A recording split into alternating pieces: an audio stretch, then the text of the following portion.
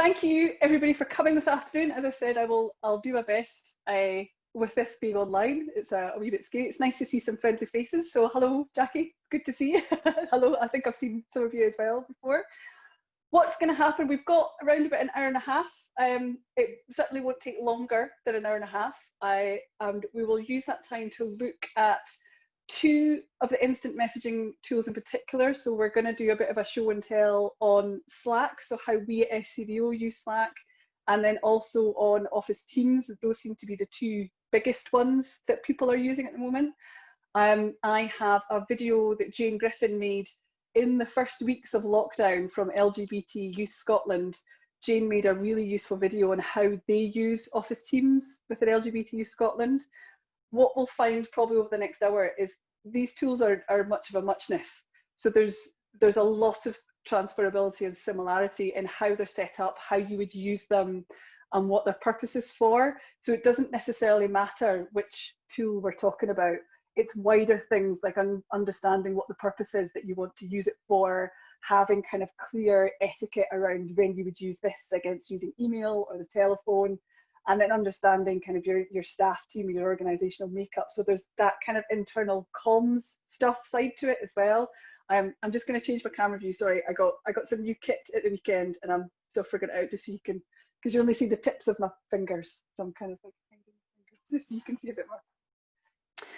So what I thought I'd do is to keep this informal today, as with a lot of third sector lab stuff. The idea is that none of us are the experts, none of us are the leaders, as it were, so we're all going to share information. I have got a certain amount of knowledge using Slack because we use it in Scvo. Jane has hers that she shares about Office Teams. So in the room, you might have some already with some of these tools or some of the things that you're using, whether it could be something different. So please do share with us what you're using. I'm going to ask you to do that anyway in the chat box, but do feel free to use the chat box for questions if you've got any throughout some of the slides I'm going to show you, or throughout some of the kind of the talks we're going to have. Please use the chat box, but there will be time for questions and answers throughout the next hour and a half. Probably going to stop around about 2:30, 2:45 for a bit of a break, a quick breather, grab a cup of tea, come back. Most of us are spending our life on Zoom right now, and Zoom fatigue, as we've all figured, is a thing. So just to shift that and get us moving about is one of the key things. So before we go on, I'm going to do a very quick icebreaker with you all. So to start using the chat box, so what I'm going to ask you to do, so before I go into the presentation, is to, I suppose it's a bit of reflection, internal reflection, is to think about, I suppose, if you could describe yourself as a weather front right now. I don't know where you all are, but we're in Edinburgh and it's changeable here in Edinburgh. So to think about your kind of state of mind right now as a weather front. So if you were a weather front right now, what weather front would that be? And what I'd like you to do is to start chatting that in the chat box, and then I'm going to ask you to press send all at the same time. So hopefully it should come up. So if you were a weather front right now, what weather front would that be? So how are you feeling today? How's your Monday gone? Are you pleased to be here? Is it another one of 10 Zoom meetings? How are you doing? So if you're ready to put that in the chat box, I'm going to ask you to press send now. That's the one that came up. Oh, Valencia, is it Valencia? Was that, somebody said boring, cloudy and boring, sunny and foggy. Oh, Jen, sunny and foggy. That's fantastic. Sunny with rain showers. Oh, Tricia, I like that. That's good. Stormy days, very low. Oh, Catherine, hopefully we can help with that a little bit. Even if it's just a bit of... Love to Catherine. I know, I could feel that. Valencia is overcast and boring, yeah. It's kind of, it's like, oh, it's Monday again. Where are we, what are we doing? Cloudy with a chance of sunshine, Danielle, that's kind of a bit more. Pamela, gusty and changeable, gusty but changeable. Like, oof, it's good. These are good. I like these. What about you, Maddie? Well, I'm back to that whole, I'm feeling a little bit, so I'm probably a bit lightning, but electricity firing down. So nice. That'll be my weather front, bit lightning. cloudy with lightning because I've got that cloud, oh, how will it go? But then also the exciting, it's a new thing we're doing, it's a new thing. So thank you very much for doing that. So if you just hang a second, I'm going to share screen and get the presentation up and started. So fingers crossed you can all see that. So if you give me a thumbs up, you're all seeing that slide in front of you. Super. So this is just, as Jen said, this is who I am. I'm Maddie Stark. I work at Scvo. You can get me on Twitter at StarkMadeleine, at maddie.stark@scvo.org.uk. One of the things that I would always say to you is please come to me with lots of your digital or your tech issues. If I can't answer the question, I'm more than likely to be able to find somebody who can. So with a lot of the work that I do, it tends to be a lot of signposting, putting people in touch with other people. So please do let me know if you've got things, or even if you want more information about something, or you'd like to be put in touch with an organisation who's maybe thinking of doing something similar to you or has done something similar. There's lots of people that I know and I'm aware of, so I can hopefully put you in touch with a lot of people and things out there. My job effectively is to help organisations do what we would call digital evolution. So it's working with organisations to look at using digital better, if you like. So this is very much part of the role that I do. So what we have is slide number 2. So this is, so I kind of a brief introduction, so we've just had that. So this is who I am and what we do. And what we're hoping to kind of do at the end of this, I suppose, at the end of the session, hopefully you'll have more of an understanding about what IM or instant messaging tools are, what the key ones are, and then a kind of a general overview of how to use them. And then also understanding that it's all about purpose. So it doesn't necessarily matter on which tool you're using or you choose to use, it's very much about how you're using it and what the purpose is for. So what is it for that you want to do? Is actually what you're talking about a project management tool, or could something like WhatsApp be enough for what you're choosing to do with? So thinking about what you want to do. So looking at what instant messaging tools are, what are you using currently? Having we're going to try and use a whiteboard and look at what's not working and what is working. So doing a very basic retrospective. Then we've got our how-to. So I'll kind of show you ours, SCVO, and we've got Jane talking about office teams, and then other things to consider, and then a where to next. So hopefully there should be enough information, certainly for you, if you're currently using tools, to think about how could we use these better, and if you're not using tools, to actually start thinking, okay, if we're starting from scratch, what are we going to use? So initially what I'd quite like you to do is just to go back to that chat box and to let me know what tools are you using. So what tools have you got that you're currently using? So I'm going to stop sharing. That's okay, and go back so I can see you. So if you can put them into the chat box, tell me what tools that you're starting to use. And this is not, you don't have to send these all at once. This is just for my own information. What kind of stuff? Okay. So some are using it. So you've got Teams, Skype, email, so Teams and email, Slack and Teams, but not using them particularly well. Teams and Skype. Oh, Jen, well, Jen, you would be using everything. That's the joys of. If we could have it all in one place, yeah, that would be Danielle good. at the moment, but looking at WhatsApp, yeah, using Teams. Valencia, yeah, you're looking at WhatsApp. Carol, so Teams and Zoom and WhatsApp. So Catherine, text only. So Catherine, I'm just going to ask you a quick question. Is that just on the telephone, just using text through people's phones? Sorry, just on mobile, Yeah. So using Zoom, yeah. Hangouts, WhatsApp, text, yeah. So there's generally, these are, I mean, the tools that you're talking about are definitely the key ones. So I'm going to kind of just give a very brief overview of what those are, because nowadays in particular, one of the very, very few, I suppose, positives of what's happened to us is that we're all starting to use these tools a lot more. So we all probably know more, certainly, than we did in January about these. So there's not, I'm not going to go into a whole, this is what this would do, this is what this would do, because we have a general basic understanding of what a lot of these tools are. So I'll give you a broad overview. What I will do though is at the end, I've got a where to. So there's things like Slack, for example, have got a fantastic 101 Slack guide. So I'll put a link, so Jen will probably send around the slides, I'm guessing, Jen, sorry, I think that's assumption, yeah. and all the links are in the slides, and that will take you to things like Slack's 101. They do some great guides, some little videos on how to use stuff. Most of the tools do actually, and it's much, you know, you can do it in your own time with a cup of tea and find out how you want to use them. So there's a lot more in-depth stuff for you able to find out. Okay, thank you. So I'll go back to my screen share.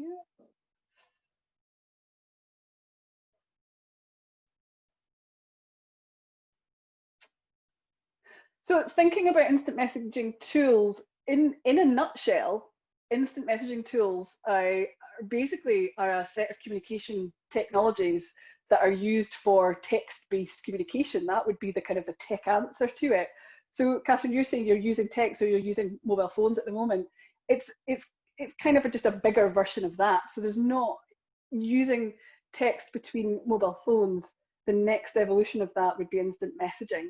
So the thing with instant messages is that you can share more than just text. So you can share photographs, documents, GIFs if you like to. You can collaborate depending on the size of the tool. You can collaborate on things together.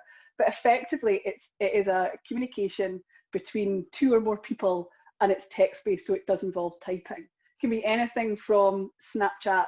They've got kind of instant messaging or IM tools with that, to Facebook Messenger, which was probably one of the first ones, to now we've kind of got this much bigger array, and a lot of people are using lots of these different things. Some people are using them without necessarily knowing that they're using them as well. A lot of people are using WhatsApp in their personal lives or Messenger in their personal lives. There's not a huge amount of difference from using that to Slack. So there's very different ways of going about it. So it's thinking about what are people using in their personal lives that perhaps they could be using in their workplace as well. And understanding that the leap between using WhatsApp and Messenger to using something like Teams and Slack is not necessarily a big one. It's just, it looks different. So that leap isn't hugely big. It's just in people's heads, but oh my God, it's a proper digital tool. It's like, well, you're actually already using this. And if you're sending text messages, you're already using this. Not in the same format, it's just in a different way, so it's in a slightly different context. So actually making that leap is not necessarily a big one.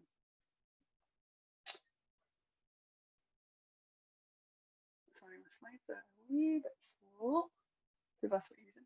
So these are the key tools that are out there. Most of them use I put the logos up in particular because this seems to be most of the way that these tools are making them sound like they're awful. Most of the companies choose to represent themselves as to be very visual.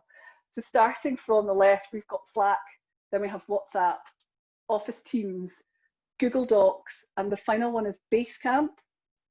The last two in particular are not instant messaging tools. Basecamp in itself would be what I would call a project management tool. So it's much bigger than an instant messaging tool. It does so much more than just do instant messaging.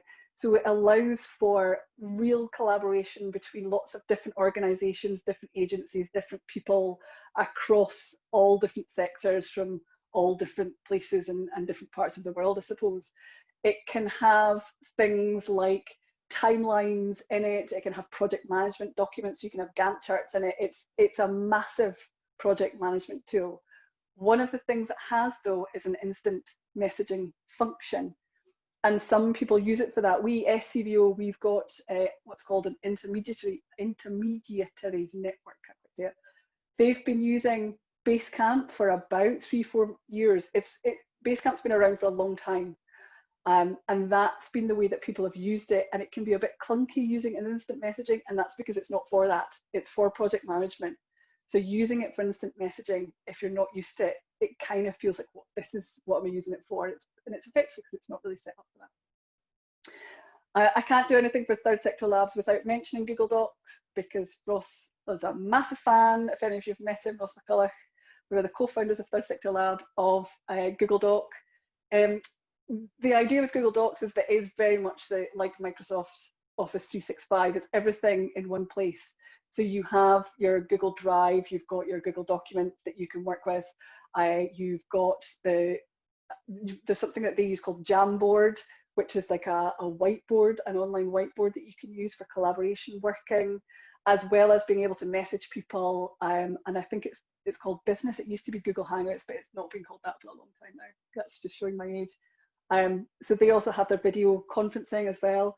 So basically everything effectively that, kind of Microsoft does, Google has got its version of as well. So it's just understanding that there's different options out there. So if you use an organization thinking about budgets and thinking about what people are using, sometimes Google is a better option for people because they could be using that, as I said, in their personal lives to share things with family and friends, documents, photos, all that kind of stuff. So thinking about that is just like, actually that could be an easier shift for people. Office Teams is the kind of the one that most of us are using because most of us as third sector organizations have at some point bought Office 365 as a package. We didn't necessarily know what Office Teams was until a couple of months ago when we kind of had no choice, or we had it sitting there and we were like, oh God, I suppose we better start using this. What is it? That is an instant messaging tool. That's a team tool, collaboration tool, where you can chat in real time with your colleagues, with different teams, with individuals, with different groups, and you can arrange it and organize it into channels. You can share documents, you can share photos, you can brainstorm, you can do all kinds of stuff with it. WhatsApp is the one that most of us know outside the workplace. There is a really good example, I think it's Bernardo's, Jen, isn't it? Who they use it with people who use the service as opposed to internally. So Bernardo's are using this with a lot of the young people that they're working, and we've got a whole case study about that Third Sector Lab has put together. So we can probably get a link to that somewhere as well. And that gives a really good kind of background and understanding of how they're using it and how you might want to use it in the workplace. Again, it can be used informally. I had a colleague actually who sent me a Google Doc presentation on WhatsApp, which completely took me by surprise because I didn't know you could do that. That was at Christmas. I'd asked him to send me something. He's like, I've sent you this like 3 weeks ago. What are you asking me this for? And he'd sent me it to WhatsApp, and I said, oh, I didn't know you could do that. So there's an awful lot that you can do with WhatsApp that we wouldn't use. And we're not going to send presentations to our parents or our children. But perhaps you might, I don't know. But I'm thinking probably not. But it does do a lot in that respect as well. So it does way more than we would use it for in our personal life. So you can send presentations and work documents via WhatsApp as well. The thing about WhatsApp, though, that's different between the rest of them is it tends to only work on a telephone. It doesn't, I was going to say it doesn't work on a laptop or a PC, but that's not quite right. It does work on a laptop and a PC or an iPad or another Android device, but only if you have your phone near it and next to it, and you have to download a barcode. It's very clunky and it's quite difficult because it's not made for laptops and PCs. It's made for phones in particular, not even mobile devices. It's made for mobile phones. So it tends to be used in conjunction with other tools. So it does tend to be used just as the chat function, speaking to each other and kind of organizing groups, if you like. And then Slack is the one that a lot of us are using as well. So Slack came first as the instant messaging and collaboration tool, and then Teams was Microsoft's answer to Slack. So Slack kind of started up. Those of us who are early adopters of Slack a few years ago we find Office Teams really clunky, and people who have not been introduced to Slack and use Office Teams don't quite understand Slack. They are almost identical apart from slight user nuances. So something you would do in Slack in a particular way, you can't do in Teams. You would do it in a different way. It does exactly the same thing. It just takes a while to figure it out. Like I struggle with Teams to send a message to 6 people all in the same message. I want them all to notice it, and I have to type out their names so that they all notice it. Whereas with Slack, I can just do an @ here and everybody in that message gets it. So there's kind of small nuances that if you don't know about, then it wouldn't bother you, if that makes sense. So it's kind of, if you use 2, then it could be a little bit frustrating across the 2. So those are the main ones. Has everybody heard about those? Are any of those new to people? You've all pretty much heard of them? Yeah. Yep. I would say pretty much at the moment as well, we could have been using these for quite some time. Something like Basecamp, as I said, it's been around for years, and people have been using it and not necessarily aware that you're doing it. A lot of these things, though, again, I suppose a good thing that's happened is because we're all using these tools in a slightly different way than they're supposed to be used, the people who are making these tools have upped their game incredibly and are making them work for us, like Zoom, for example. The way we immediately, as a sector, jumped onto Zoom and started using it was not what Zoom was for at all.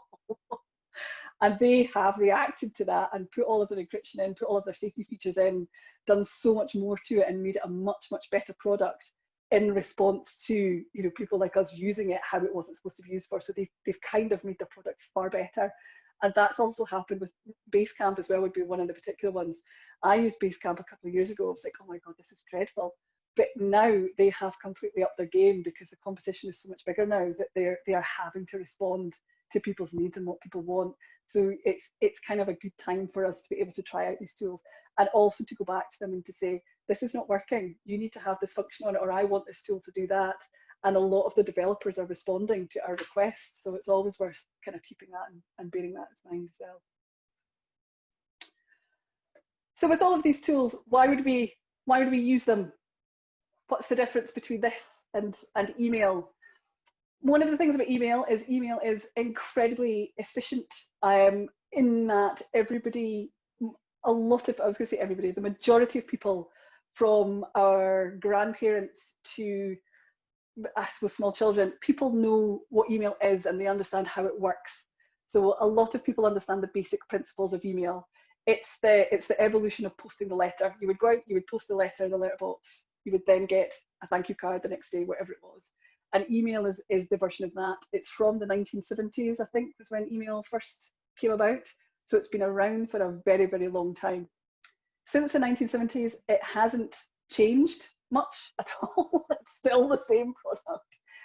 It doesn't work for collaboration. It doesn't work for chat. It doesn't work for organizing. There's a lot that we use it for, and that's because that's not what it was for. If again, it's that, what's the purpose? What does it do? So the instant messaging tools, the IM tools themselves, are around collaboration. So allowing people in real time to be able to chat, to converse, to collaborate. None of this stuff, I will say, takes away from the face-to-face. We all know that. It doesn't take away from the face-to-face, but what it does is it can alleviate some of that and make it a bit easier for us. It can increase creativity because you can have chat happening as offshoots, not on separate occasions, and people having an idea from other people. And it helps with team cohesion because people are kind of chatting informally as well as formally. And it allows for something called asynchronous working. And one of the things that we're finding in lockdown is that people are working lots of different working patterns. Not everybody's working at the same time. And instant messaging tools allow for that ability to work. One of my managers, she's come back full time from being off on a time of maternity leave. And before she was 9 to 5, and now, while still working full-time hours, she's here, I think she's here for 2.5 hours in the morning, then she's off pretty much until 4 p.m. and then she's back on at the night time because she's looking after the kids during the day. So a lot of her work is happening in the evening, and using Slack, she's able to kind of go, right, you need this message, you need this, and she does a lot of her kind of pushing out of information in the nighttime. And then I get it in the morning, and because of the way it comes into my Slack messages, I can just pick up the conversation where we left off. So I don't have to trawl through the emails to find it and find the email chain and what are we talking about and what about this. So it makes that kind of level of working much easier. And it just by default, it kind of increases productivity and efficiency. That's if it's working well, that's if we've got it doing what we want it to do effectively.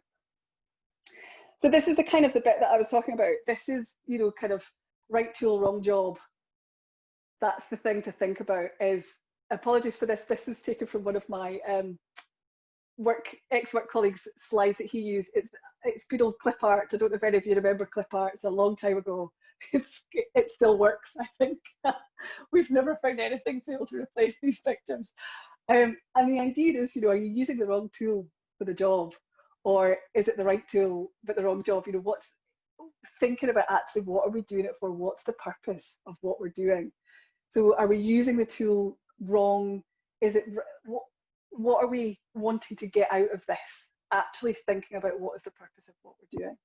If we are using something like I was saying, something like Basecamp as a basic communication tool, it is a bit clunky. It's not very good because that's not what it's for.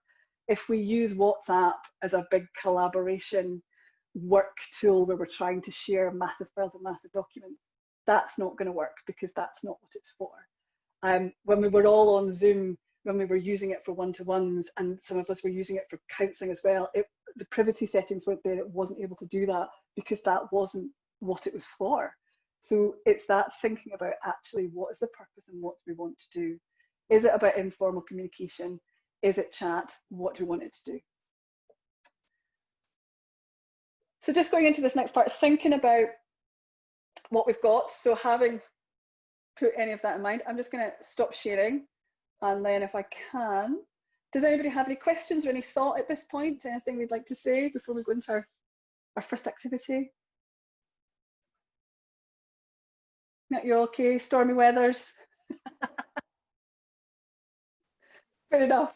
Now I'm going to attempt to do a whiteboard with all of us. So apologies for my drawing of lines is particularly bad. Let's see if I can find it. I'm excited for this. Thanks. So hopefully, well, you can see my lines. Oh, I always get bigger lines. So we're going to split this up. Or will I? I'm not quite sure. Well, what do I do? Actually, I might just make it. I'll do 3 whiteboards. So what we're going to look at. So thinking about the tools that you're currently using, we're going to do a very quick retrospective. So you should be able to, at the top of your screen, hopefully you can see, I suppose it's a tool board where it'll say select, text, draw. Have you got that you can see? We've got view options, and if you click that little drop down, there's an annotate button. Is that what you're looking for, Maddie? Yes. Yeah. That's why Jen's here. That's it. So you should be able to text. Is there a text box, Jen? There is, once you've put the annotate option on. So you put the annotate option on, then you'll find a text box, and it should let you type into the text. So you should be able to put a text somewhere. Of course, I can't see you all because I've got this whiteboard up. Are you finding it? Yeah, most people are finding it. So what I'd like you to do is just very quickly, so we're going to take literally 2 minutes to type in. So it's to type in what's working. So you're using, so whoever's using email, phone, text, Teams and chat, what's working about using those? So what are the good things about that? So thinking about, so we're going to do a what's working, what's kind of working, and what's not working. So what is working about using those things? So is it people are used to them? People know what they are? I don't know, it could be all kinds of stuff. So actually thinking about what's working with the tools that you're already using. So anything you can think of, just fire that in.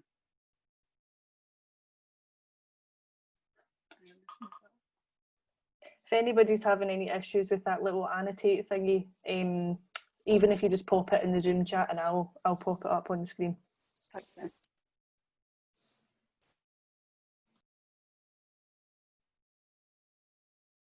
Anything you can think of that's working.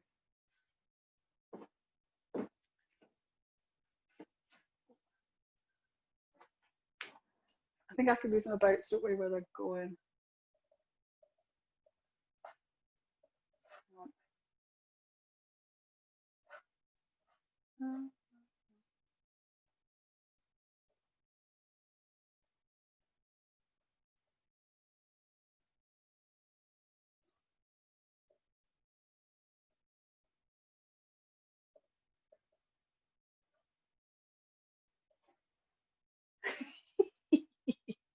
I know that is very large text.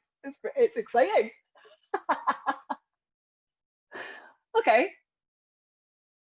Let me read y'all small again. I can't. The joys of technology. There we go. So what's working is I can join in chats created by others easily. So working with adaptive equipment to give quick responses. Nearly everyone has text and has mobile and is instant yet, so all people know how to use it.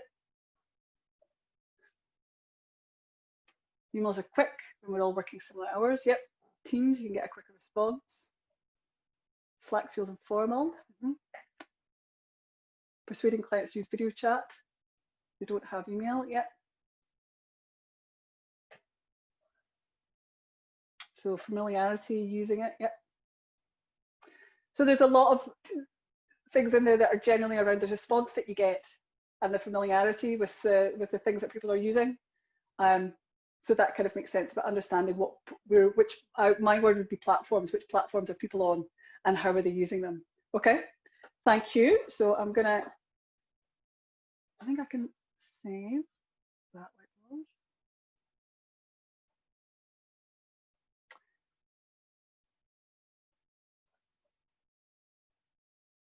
Now we're going to do another one. So this one is to think about, excuse my terrible typing. So what's kind of working? Put for the spelling. So thinking about with this one, what's kind of working with the tools that you're using? So is there something that's working that you think, oh, actually, this is a bit clunky? It kind of works to get a response to people. People kind of understand why we're using it. I don't quite get the response as quickly as I thought. I can't share as much as I thought. Is there something that's kind of working with it? So again, kind of off the top of your heads.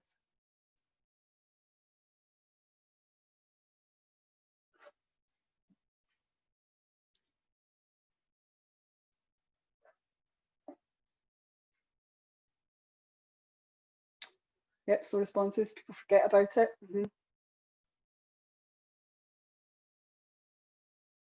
That's a really good one. One of the things about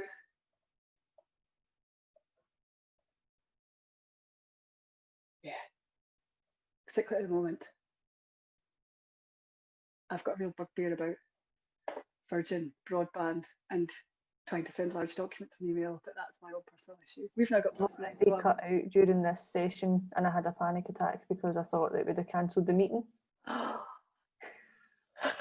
with Virgin. Oh, Plusnet, they're my new provider, they're amazing. Yep, so effectively things are there.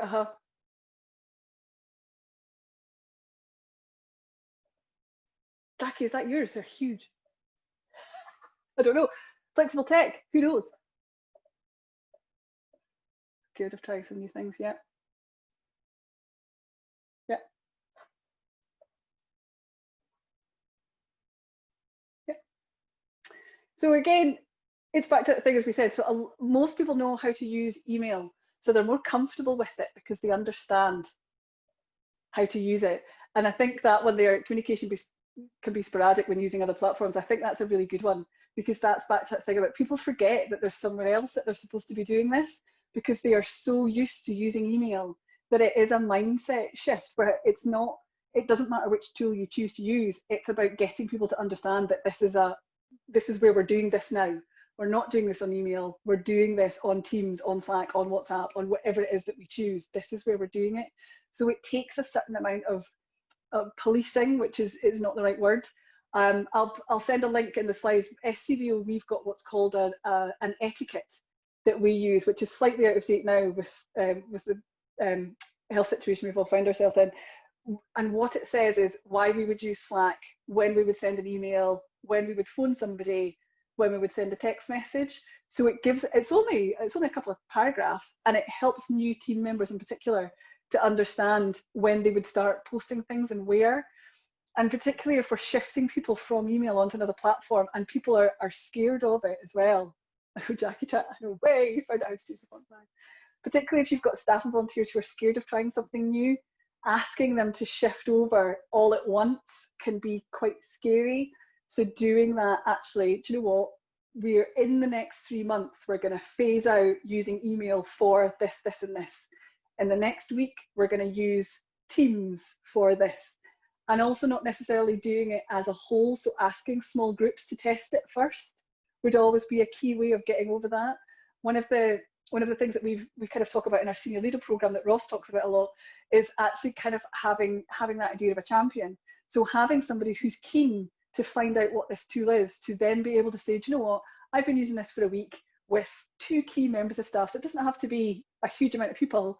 So me and 3 volunteers have been trying Slack for the last week and we found it this, you know, we do the retrospective, we found this works really good, we found it's not so good for this, we're really enjoying it using this. Or you could have, you know, another member of staff using Teams with somebody else. So actually just having that testing aspect and getting folk to try out different things. And that kind of helps reduce some of the fear. Fear is one of the main reasons why people stick to email, because it's that thing around, oh, you know, shit, am I going to have to tell somebody I don't understand how to use this? So it's just that idea that email is easy. Everybody is pushed for time right now, and then I'm being asked to use something new. Oh my God. So it is that kind of panic around that. And actually you could say, do you know what, we're not going to stop using email completely. We're going to use email for this particular reason. We're going to use Teams for these reasons. And this is what it's for. So kind of laying out a clear etiquette for people as to what, you know, which tool is for what. That really helps people. And then also that idea, Catherine, I think it was you that said you were using the phones for text, letting people know that it's not that different. So having them try something out, it's not that different from doing a text message on a phone to then moving to something like WhatsApp or moving to something like Slack. It is very similar to using Messenger, and asking people what are they using in their personal lives. You know, are they using Messenger? Are they using Snapchat? What are they using? And then being able to kind of build up a picture of where they're at already, and then introducing tools that are similar, or using tools that they're using as well could be something else there. So actually finding out where the people are is a biggie. So that idea of having the clear purpose and then, you know, kind of moving to where people are. Okay, we're going to do our last whiteboard. I'm hoping I'm saving these for you. I'm doing my best, so we'll see. I've got screenshots too, just in case. Thank you. Thank you.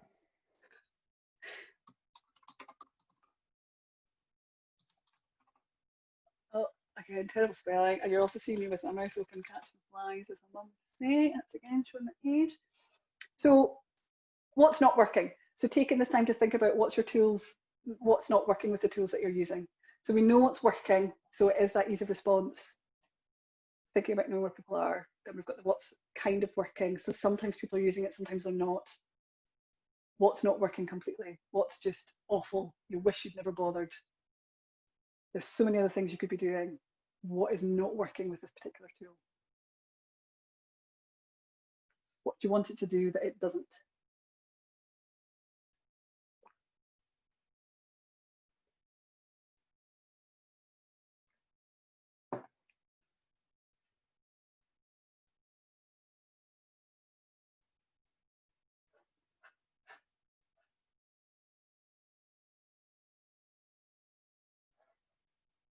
Yep.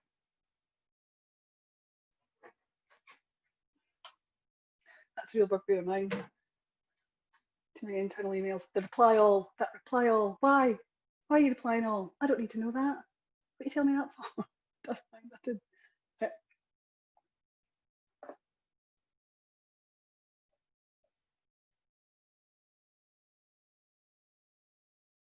Yep. I'm needing to use something else.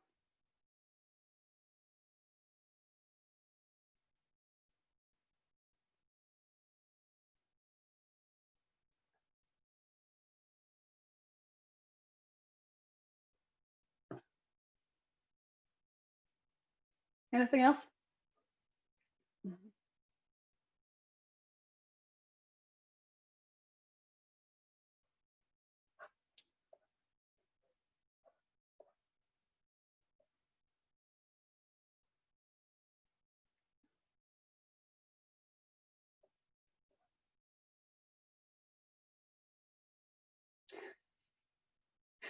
That last one's making me smile, because that's sometimes Miss Jen's response to, we're using WhatsApp, we're using Slack, we're using Teams, we're using this, we're using that. It's like, come on, just pick one. It makes such a difference. I think, I mean, part of this as well is back to what's the purpose, what's it for? Absolutely. And Teams, there can be so many chats. It's like, why are we, hang on, where is this? What are we talking about? What we're doing?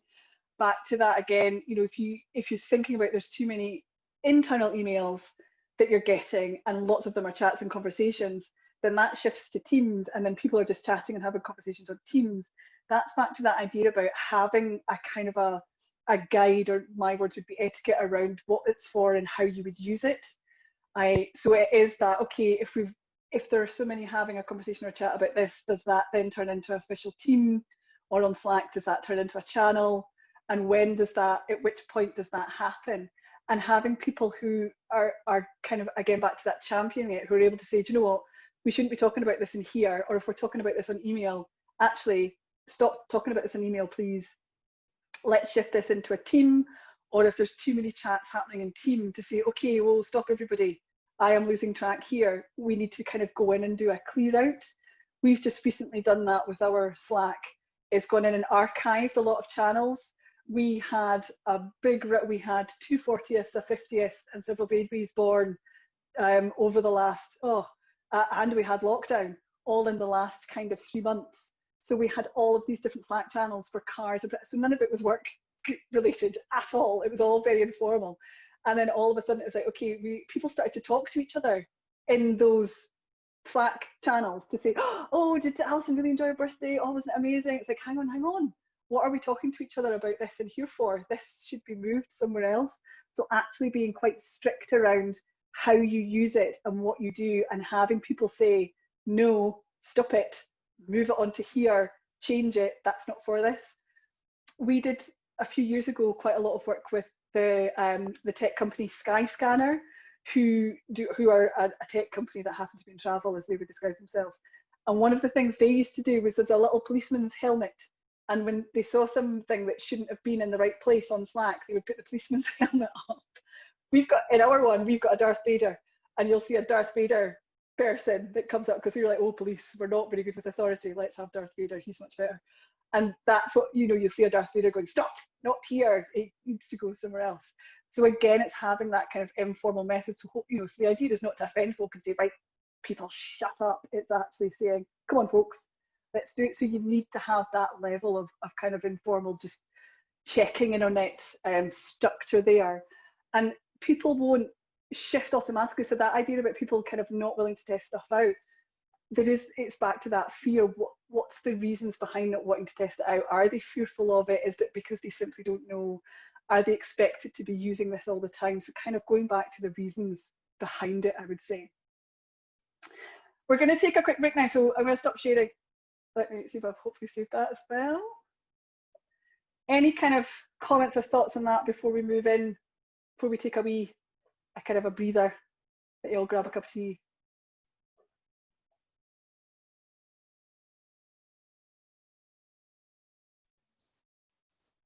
I think it's interesting to see that other people have the same pains as you do, but maybe we're not talking about it enough. We're all just going, yeah, it's fine, love it. And everybody's sitting in their own wee bubble thinking this is too much, or this isn't working for me. So I think a thing that's come out of that for me definitely is have the conversation. Mm-hmm. Yeah. And I think there's a couple of things that are coming in the chat box. So people like using Alexa, which again, I must admit, I'm Apple, so I forget about Alexa, but yes, there's lots of different ways there to use Alexa as well. Being able to do face-to-face and dropping in. And then Catherine, you've mentioned that idea about connectivity. We've recently, one of my colleagues, Siobhan, has recently found out that 3 Mobile do an unlimited data mobile phone. They're the ones that are offering unlimited data, and apparently it is absolutely, as they say, it's unlimited data. So that, again, one of the things that's coming out is that our providers are getting a lot better at providing us with services that we need. So when they are saying they are doing their best, I mean, let's not put them up there as angels. They are still companies that want to make money out of us. What they're doing, though, is they are responding to need a lot better. So companies like 3 really are providing unlimited data on phones to be able to do downloads, to be able to do that. So it's definitely happening out there, because they just had to respond to needs, because there were so many people that just were completely disconnected when lockdown occurred. So that has been a real driver to shift attitudes in the private sector as well. So that can kind of do it as well. Using Twitter, the 2 things that I use really badly are Twitter and LinkedIn. I can get direct messages on Twitter and it takes me days to reply to it, absolutely days, because it's not where I am, it's not where the space where I am, if you like. and LinkedIn is another one that people can use, and just that as your sync and miss messages. People just don't necessarily see things and they can do that. But yeah, things like Alexa, like sending messages and using voice. So there's lots of different ways to be able to do it as well, if you want to get out there and thinking about how people are doing it. Everybody okay if we take a short, grab a cup of tea?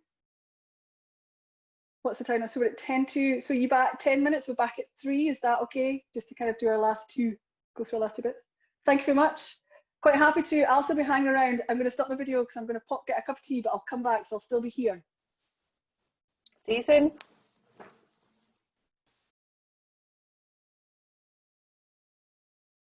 I'm going to go straight in. So I'm actually, what I'm going to do is just where we've got this time, I'm going to show you. Now I always kind of temper this because I'm going to show you our live SCVO Slack team. So I always have to have a quick look before I show it to people. You're so brave. What they're talking about. You should never quite know. So I'm going to take the plunge and share it with you. So if you've got, let me check. So can you all see, hang on, that's one. Yeah, so can you see our Slack channel? So can you all see it? Yeah. I'm just going to make you bigger so I can see all of you. Maybe I can. So this is, down this left-hand side, I have got lots of other workspaces. So the workspace is where I am with SCVO. So I have my SCVO workspace. So that's where everything to do with SCVO sits in there. So all our conversations, all our work, all our training, everything that we're talking about, in particular in Team Digital, is in this particular Slack workspace. I have another workspace, which actually Jackie, you were in, which is for our senior leader program. So both Ross and I facilitate the SCVO senior leader program. So that's for folk who are in kind of manager and chief exec positions, senior positions within charities to do digital evolution within organizations. And that's a different workspace. So that's something that's separate. So I'm also in that one as well. So I've got lots of information in there. Then one of our funders, Cast, they've got a Slack workspace, so we're in that one. So it helps divide everything up. So I don't have everybody all in the one workspace. I've got different workspaces for each organization. The SCVO senior leaders one was set up by me and our administrator. So that's very particular to us. The SCVO one was set up by our digital team, and the Cast one is set up by our funders. So I have limited powers, if you like, for want of a better word, for what I can do inside these different workspaces, because I'm not the owner. So Cast is the owner of the Cast one. I am the owner of the senior leader one, and our thinker administrators are the owner of the SCVO one. So it just allows us all to have different levels of authority and do different things. One of the main things I'm going to show you, and if you haven't done this already, this is the thing that has, particularly during lockdown, has really helped my mental health and well-being, I would say, is the key thing about this is clicking on my name and able to do notifications. So this for me is a key lifesaver. People are using a lot of their own personal equipment during lockdown. So they're using their own phones instead of work phones. They might not even have work phones. They've been forced to use their own personal equipment, and setting notifications on Teams, on Slack, on WhatsApp, on whatever communication tool I'm using has saved my mental health and really kind of kept my kind of mental well-being better than it would have been, because it has meant I am able to let people know when I am there, when I am to be communicated with, and when I am not going to respond. So it's back to that asynchronous working, as I was saying with my manager, who is now working after hours, or after what regular hours would be. So she can send me messages and they're not pinging at me while I'm watching the TV, having a glass of wine, you know, taking the dog out.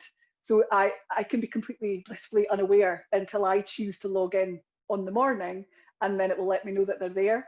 So that has been a real thing for me, is being able to pause notifications. And something simple as going into setting a notification schedule. So this allows you to choose very much, so you don't have to do it every day. So you can set one for particular days, you can set it for particular hours, you can set particular keywords. So if somebody kind of ats you and you really, you know, need to know that this message has come in. If you're working in a particular point of crisis, if you're working with a particular staff team, you're like, okay, I know I'm on holiday, but I need you to tell me that this has happened.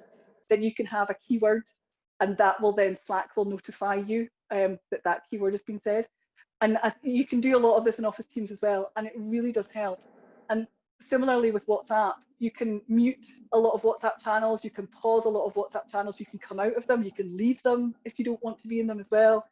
And you can do the same with Slack. So that's one of the key features for me about using this, is that it really helps me kind of have my level of control over it, if you like. So I'm not constantly being badgered to do things with people. And I can turn it off during the day as well. So I can, so it's, you know, that way around, I can say, right, I'm doing this right now, people don't bother me. So it kind of gives you that level of freedom, if you like, using these tools. Jane talks about this in her video as well, so I won't kind of talk about it too much. One of the main things about team communication in particular is having a random channel. So it's having something that is super informal. This is our random channel, and there's everything in here from, you know, there's Alison talking about what's your Zoom picture. If I can download this so you can, if you can see that a bit clearer. Right, clicking it. So this was, we're all on Zoom now. So this was which Lego character are you? Which one are you? Do you know? And that was always just the ridiculousness of, let's just talk about nothing right now. And then you have that chat about, oh, who are you? Oh, we're allowed to choose more than one. What are you doing? So it's just kind of light relief, if you like, that we talk about the random channel. And it just makes life just a little bit nicer, particularly at the moment for folk. And we always have those birthdays. There we go, 40th birthday. Thanks very much for my earrings. This was the file that's been deleted is actually this one. This is my colleague who has created a small, I don't know if she's going to show us it. It's a small swimming pool in the background, little video. Actually turned out to be a trampoline, but she said she felt like she was building a swimming pool. So it's that kind of thing where we keep in touch with each other. This is the main way that we're keeping in touch with her. And there's always a cat on the random channel. So there's that thing around, it just gives us that chance to have separate conversations. Maddie, I'm so sorry to interrupt. For me, I don't know if it's happened to other people, but your screen share seems to have frozen. And is my sound gone? No, I can still hear you. I know. Maybe if you unshare and then share again. My God.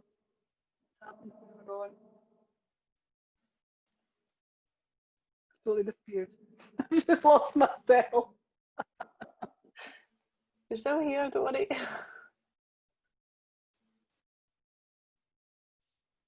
Hang on. I totally lost my sound there. Did you guys lose me? No. Sorry. Technical glitch. Sorry, it just completely disappeared my end. Right, let me go back to that. Can you still see Slack? Are you all still able to see it? We think that the screen share's frozen. Ah. Aha, let me stop sharing and start again. Technical hitch. There's always one. There's always one when you use That's the law. You have to have one during a Zoom call. I think it's because I was trying to probably do too much of it. Anyway. Back to that. So can you see the cat now? Sorted. Yeah. Got the cat in its pose. So this is basically the kind of the key things. And then you can see down here, so these are my direct messages with people. So these, I'm going to show you the one that I use to myself. So I kind of direct message myself all the time with things that I think are really useful, that I think, okay, I could use that in a training session. Oh, I could do that. I'm just going to put it here. So this is where I tend to do lots of information and put things to keep myself going. And that's where you can have like the one-to-one conversations, the different levels. So you can have a formal chat and an informal chat in the kind of the direct messages. I think you can have up to 10 people in a Slack direct message before it then says, hey, there's lots of you. Do you want to turn this into a channel? So Slack's really good at pushing you into either making channels or keeping it as a direct message. So it's kind of really intuitive. So we have all these kind of one-to-one conversations that are happening down the side here. I've got ones that I've got several people in them, ones that I've just got myself chatting, obviously chatting to myself, and then ones that I've just got one people. And then these ones here that you can see, the ones that I've got highlights are ones that I've got messages that I've not read. So I'm going to go into our comms channel. You'll have seen there was a wee message at the top saying you've got 5 unread messages. So this is where we would post everything in there about our comms. So what's coming up, what do we need to push, where do we need to push it, who's doing what and where. And you'll see that some of them have got a little padlock beside them, which means they're private. So only a few folk can be in that. So you can only be invited into it. Whereas our comms channel is open, it's got no padlock. So anybody can see in there, anybody can go in there. Same with the how-to guides. And these are kind of our main ones that we're doing right now, the ones that I'm involved with. So I've starred these particular ones, which means they come up at the top for me. So I see these all the time really quickly. So you can, you'll see there's a little star up here. And if you star it, it means you don't have to trawl through endless channels to go, God, where was that? Who said that where? Which channel is that in? And it's really helpful. So all my starred channels are here. So the ones that I'm in the most are here. And then you'll find ones down here that are not as bright as others. So we've got the ones that are totally bright because I've got messages I've not read. Then you'll see these ones that are kind of a bit dimmer. And then these ones are muted. So these are channels that I have decided I don't need to hear what's going on in there, but I can dip in and out. So I've just muted them. And again, that's kind of, I'm trying to think, where is that? So it must be over here. This is where I try and find stuff. I can't actually remember where it is. Yeah, so it's up. So if you click, so you can click on the channel and it comes up here. Click on more, and then you're able to mute it so that you don't get it. So it allows you, particularly if you are a manager and you're in a lot of things, and it just allows you to have an overview bit without actually having to hear the chatter that's going on. So that's kind of it. Some of the key things as well are atting people. So you can do an at here. So that's everybody who's online and in that channel. So you see I've got a green dot. Other of my colleagues have got green dots. Kelsey doesn't have a green dot, means Kelsey's not online right now. So if I at in that channel, so if I at here, Kelsey will not get that message. So I have to think about, does she need to know that right now, or can she come back to it later? If I do an at channel, nearly added Helen. So you can do an at channel, so that's everybody that's in that channel. So whether they're on Disturb or not, I can at channel. At channel is quite an aggressive thing to do. You kind of go, at channel, everybody now listen to me. I want you to hear this. Normally it's our director, our head of service, who are atting us all about a team meeting. We should all be at immediately. So it's that kind of, it's that level of, right, actually we all need to know, or I was saying that like that could have been a bad thing. Normally Sally and David atting us saying, by the way, you all have the day off tomorrow. So it could be good things as well as bad things. But it's basically things that people to know right then, and everybody needs to know all at once. So it kind of really helps. And then as you can see, you can do single people as well. So if you can have a message that actually everybody needs to know, but somebody in particular needs to know right now. So my colleague Ailey up in Inverness, I can put in, she's part of the comms. So she's, we don't necessarily have a comms department in Team Digital, but Ailey takes responsibility of it. So I can at her in this, know that she's offline right now. And when she comes in tomorrow afternoon, she's got that message directly to her. So it'll be highlighted for her that she needs to go back to it. So back to that asynchronous working. So it means that Ailey won't get it. She won't get a ping right now, but it'll be sitting there for her as an unread message in the morning. So she can come in and she can do it. So those are kind of the key things that it can do. Stop sharing. Any questions about that? Is that kind of different to what you knew about Slack? Any thoughts? Please do unmute yourselves if you got any comments.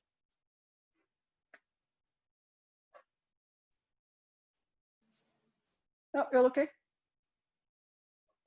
Yeah, I think it's really useful. It's good to, I've seen the at thing before and I never really worked out how to use it. So that's really useful.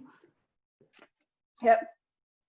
Again, that's part of our etiquette over time as well, as we've learned how to use that, because we get people saying, can you stop at channeling everybody because it's doing my nothing. So it's that kind of just policing it for each other as well and kind of doing it that way. I'm going to move on and show you, just because I'm aware of the time. I've talked too much at you, I do apologise. I'm going to show you Jane's video. Now, I will say, Jane is going to show you how to use Office Teams. It's about 7 minutes. Jane made this herself in the first couple of weeks of lockdown on her own equipment. So it kind of goes straight into it. So she was learning. So it's also a kind of I suppose, a lesson in how to make your own video. She did remarkably well and did it really, really quickly. So it does kind of show with a kind of tiny bit of technical knowledge what a person can achieve. It took her quite some time to black out all of the personal messages, which actually she found out once she'd done it all that there was a tool for. Apparently you could do it. She's like, oh damn, I've just spent ages. So it's always worth bearing that in mind. Whatever it is you're trying to do, there's probably something that'll do it for you. So it's worth bearing that in mind. So I'll share screen again and show you.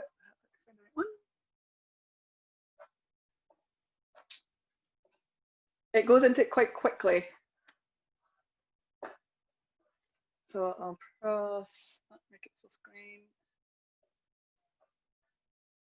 I'll press play. So I might, Jen, can you let me know that if you can all hear this? I think it's coming out your, oh, whoa, what happened to my voice there? Sorry. I think it's coming out your speakers, Maddie. Okay.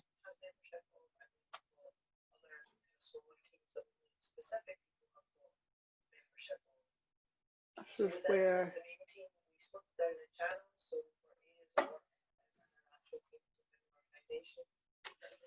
I'm not sure how I get it to come out of anywhere else. Could you hear that? Do you need me to turn up my? If you maybe try turning up the volume, it might be okay. I can send it to you because it's very similar to what I've just shown you, so it's not a huge loss if we don't get to play it. These are the things that I've trialed. See, you trial it, you test it before, and then of course on the day, damn stuff works. Must be something in my setting. Is there an option when you go down to mute at the bottom left and then there's a little arrow? Can you pick like an input source? On my screen? On Zoom.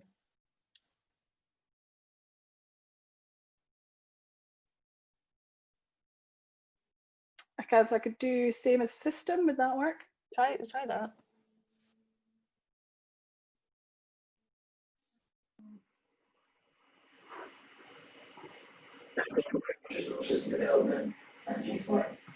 Any better? No. Nope. I need to investigate that, how you, because I've seen that work before where you get the sound just coming directly through.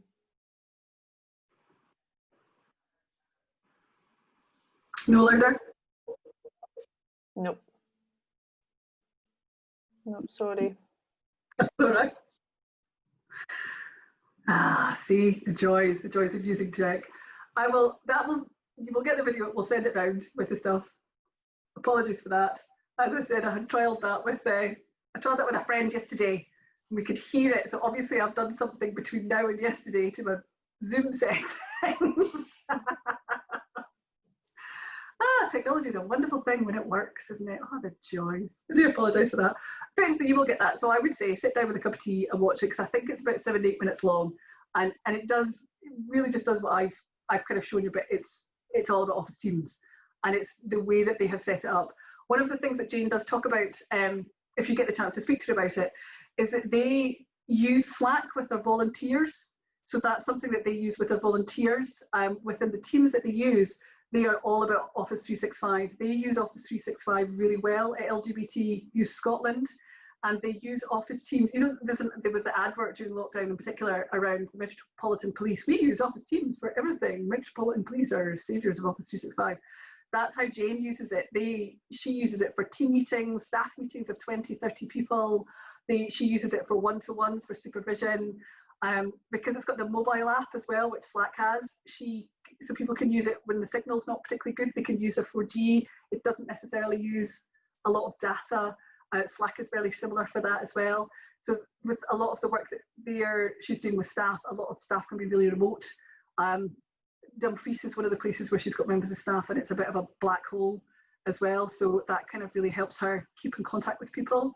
So she's using that in particular. And the key thing about that though is using it as the app. So you can download the app onto your phone. And again, I would say if people are doing that and they're using the home computers, it's very much around, you know, making sure that their settings are right, so they're not getting messages when they're out of hours. Yeah, so you can definitely see 9 people, absolutely, Pamela. So you can see more people now, can't you? When it was just 4. So again, that's another great example of a lot of these tech companies are responding to need because we're using it differently. And they're kind of saying, okay, you're starting to use it for that, so we'll respond. So they probably would have done that, but they're doing it a lot quicker now.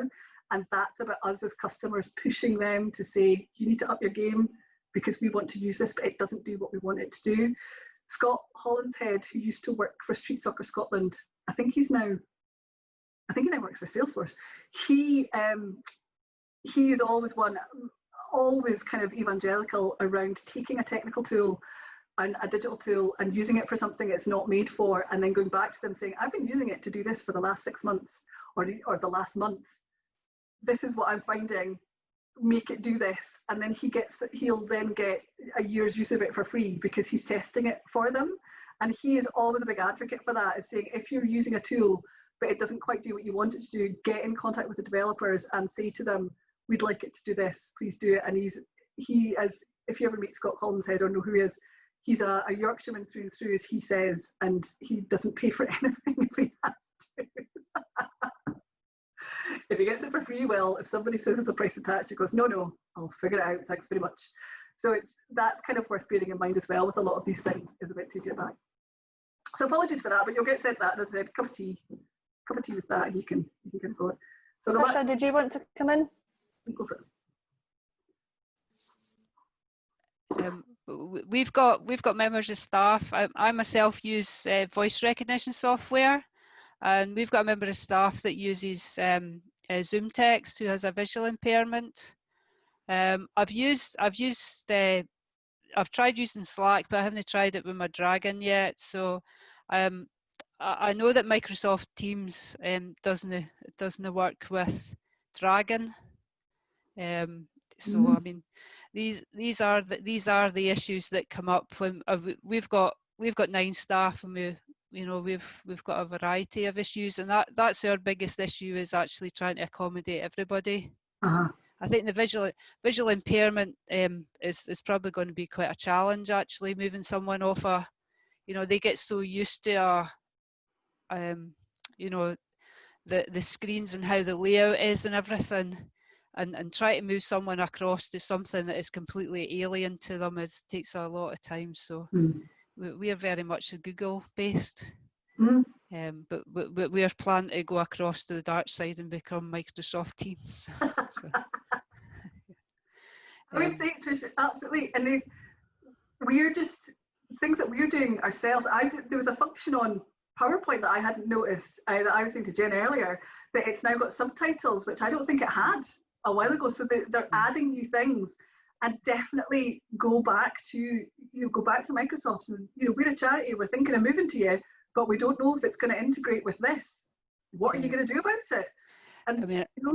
And I know for myself the amount of text that I use my Dragon, and the amount of, everything is text based, and typing for me is difficult. So everything's text based. So so I prefer video rather than having to send text all the time. So, but I know that actually moving across, that's one of the things. So, but that is a challenge, and particularly when moving across to new things, it's always, well, have they tried it out? Have they looked at accessibility? So often that's the last thing that developers look at. It's like, so yeah, it's a really fair point. Definitely go back and ask them. And the video, I think, function in Teams has got better. That's definitely, I noticed that the other week. That's got a lot better. Slack is still a bit glitchy with using video functions, but Teams seems to definitely have got better. And from what I can gather, Google's up their game. I was on a Google call the other day, and that was much better than it was 3 months ago. 3 months ago, that was dreadful. Yeah. I couldn't figure out how to use it at all, but that seems to have got better. Yeah, they're offering free now as well. So yeah. So there's definitely kind of, they're doing, as I said, let's not make them into angels, but they're certainly up in their game around what they're offering. So it's worth going to ask them. Thanks. Well, I'll show you the last slide I've got is just to show you places to go.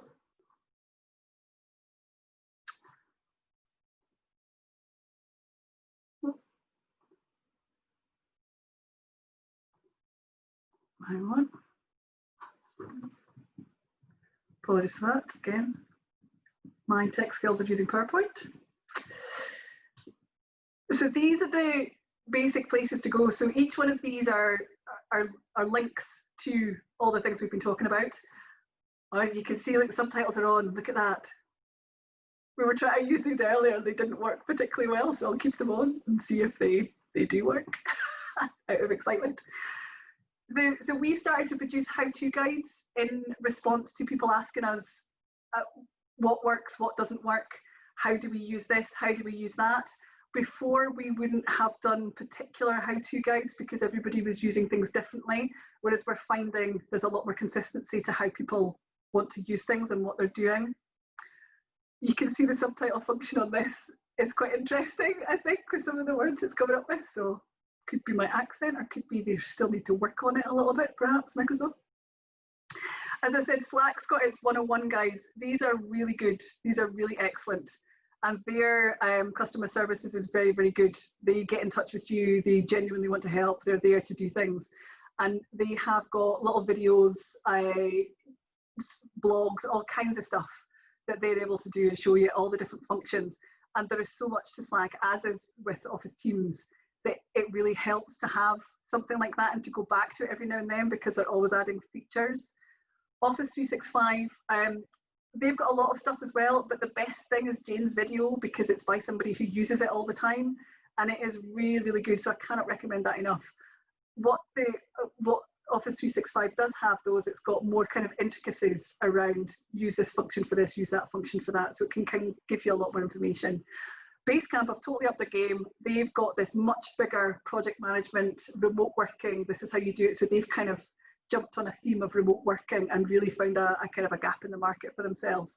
And they've got a lot of information. Some of it for me is a bit wordy. They had a blog on top tips for remote working. I think there might be a link to it. I can't remember what it's called. And I had to troll through it to actually find something that I was like, okay, that's a tip. The rest of it was just like somebody's opinion. I was like, does any of this actually work, or is it just chat? It was quite a strange way that they were putting it, but they definitely have got some good resources there. And of course, we ourselves have got all the DigiShift resources. One of the things that Ross started just as lockdown occurred was the DigiShift calls that he's been doing in conjunction with us. And we have got podcasts, we've got blogs, we've got all kinds of stuff. What it does mean though, is it takes time. So it's about thinking of something specific that you want to do. So these tools in particular are linked to remote working. So is it about remote working that you're looking for, or is it kind of something wider around a specific topic and a specific tool? Is it around culture change? Are you trying to build a community? And then going to these resources and actually looking for what you want. And again, it's certainly for myself, I'm finding I've got a bit more time to reflect this week as opposed to the last couple of weeks. So it's taking that opportunity to actually go, do you know what? I'm going to take a break. I'm going to have a wee look at this, pausing all your notifications and taking that 15 minutes to go and have a look. And then the other one is the Catalyst, which are another one of our key partners. They are producing a lot of resources. They've got a kind of a wider market because they're south of the border, so they're working over a kind of a wider sector. So they've got lots of kind of great ideas and places to go. These are the key ones. There's so much out there. So part of the problem is condensing it down as to where to find stuff. And these, I would say, are good starting points. And from these, you'll then get jump offs into different areas and different kind of ideas and different places to look. This is the kind of, I suppose, the last points I want to make is about remembering that work doesn't happen for the same time at everyone. So whatever we're doing with regards to communication or team collaboration, particularly at the moment, this asynchronous working is happening.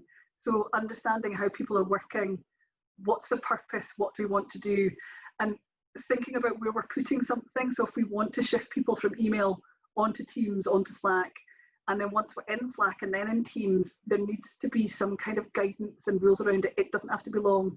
I'll share our Slack etiquette with it, so I'll send that out with the stuff as well. A paragraph this is what you use this for, this is what you use this for. So being as clear as you can. And one of the things that I've noticed with ours is if you want to ask a question, you have to ask a question. So being clear about what you're asking. We have individuals who like to kind of just put, oh, yeah, hey, let's kind of ask you kind of to do this, but I'm not really asking you, but I'd like you to do this for me. And then nothing happens. And we're going, did you just ask me to phone somebody, or what did you ask me to do? So it's being really clear about if you want somebody to do something at Jen, can you email this out to everybody, please? Not, Jen, wouldn't it be a great idea if everybody got this as an email? And Jen would go, yes, that would be. Thanks very much. Like, what, like, is that kind of be really clear about what you're asking? Have a clear purpose and write at the right time. So again, sometimes we can have amazing ideas on a Sunday evening, and then we kind of say, right, everybody have this, but actually taking that time to think about, does everybody, you know, want to hear my garbled inside of my brain on a Sunday evening? And then it's there on Monday morning for us to go, well, yeah, I didn't quite mean like that. And then around testing and doing retrospectives, so actually testing these things out and then taking some time out, you know, a week or so later to say, how's it going? What are we doing? Where are we going? Just made it with a minute over. That's pretty much it. Any last thoughts? Any last comments? Any kind of last asks or questions? Thank you, that was great. It's good, thank you. It's a pleasure, Jackie. Anybody else?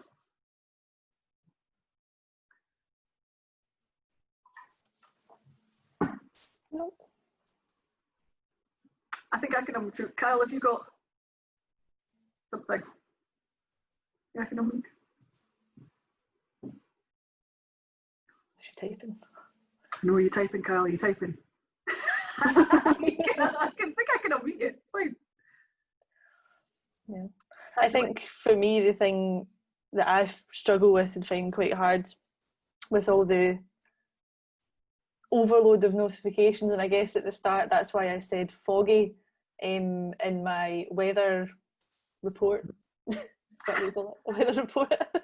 Is just because it feels like there's just so much at you just now. And if anybody has any tips on separating personal life from work life, and that's the thing with things like WhatsApp, and a bit of a kind of grey area for me, because I guess what I'm saying is just learn to respect boundaries and always respect that, you know, like you were saying, Maddie, do people want to hear about the garbled inside of your head on a Sunday night?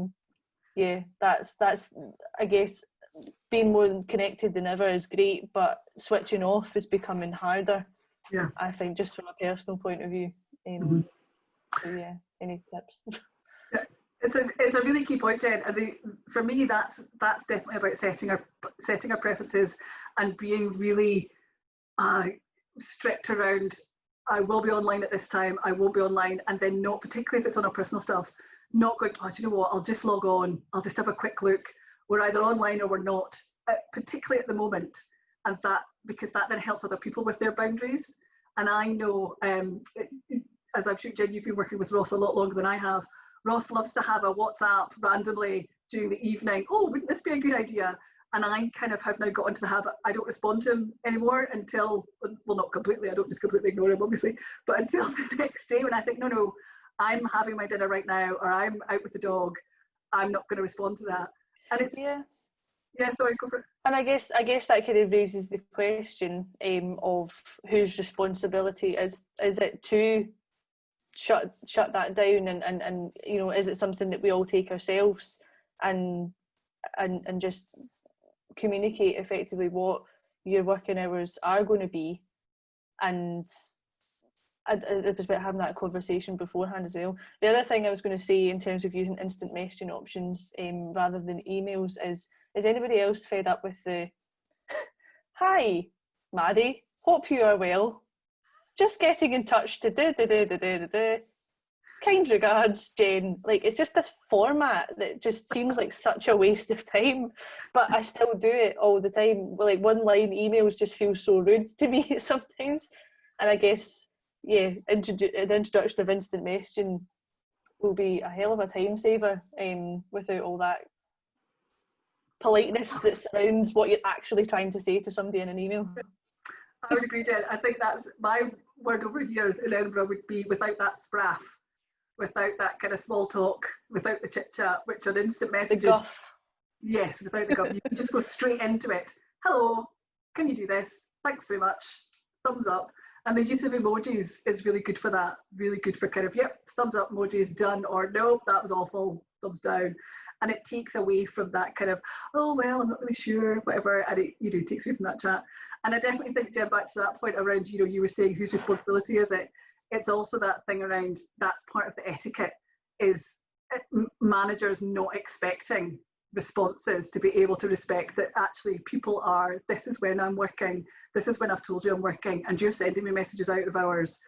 And that being able as a development worker to say to my manager, I'm not going to answer that, which has taken me 17 years of a career to actually turn around to my manager and go, no, I'm not going to, just because you want to work at 10 o'clock at night, that's up to you. I'm not doing that. And that has taken a lot of confidence. I'm sure you can all notice I'm not a shrinking violence. So it's that kind of way about actually, for folk who don't have that confidence, to be able to have that as part of the etiquette, to understand when people work. So it's a joint responsibility, as you're saying, Jen, absolutely. Yeah. I think that's as aware you've probably all got, hopefully not any more things. Thank you all very much. It's been a pleasure. Thank you for making my first one nice. It's good. I'm just popping a wee link into the chat if anybody wants to sign up for some future Curve sessions. I've added quite a few last week. There's some really interesting ones coming up on Google Analytics and SEO, and yeah, anything you can think of. Or if you've got suggestions of the kind of things you'd like to see, drop me an email as well, because yeah, there's loads in there, so feel free to have a wee browse. And I'll follow up shortly with the slides from today. Thanks for coming, everyone. Thank you very much, everyone. Enjoy the rest of your Monday. Hope your weather fronts cheer up. Yeah.